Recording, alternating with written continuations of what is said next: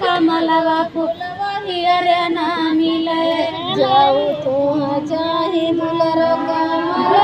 फूलवा दुलर कमल फूलवा जाऊ तो चाहे दुलर कमल फूलवा दुलर कमल फूलवा जाऊ तो चाहे मैया कमल फूलवा मैया कमल फूलवा जाऊ तो चाहे मैया कमल फूलवा मैया कमल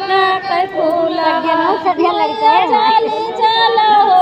दुलरी चली चलो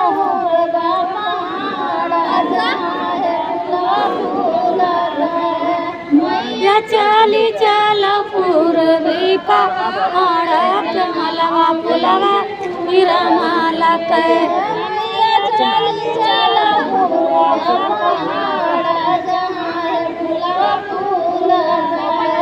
मैया चली चलो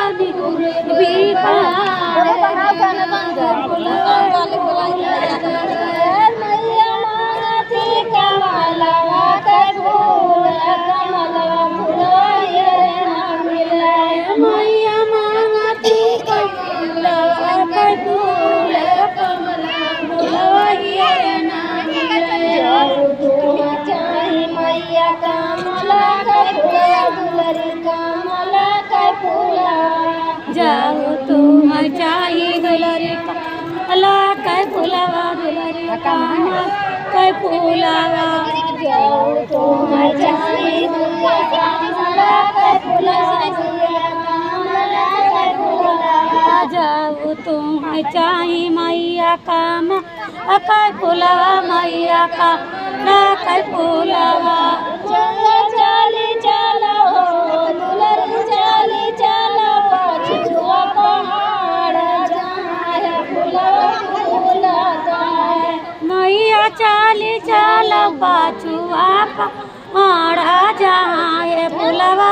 फूलता है मैया चली चलो पछुआ पहाड़ जहाँ फूलवा फूलता है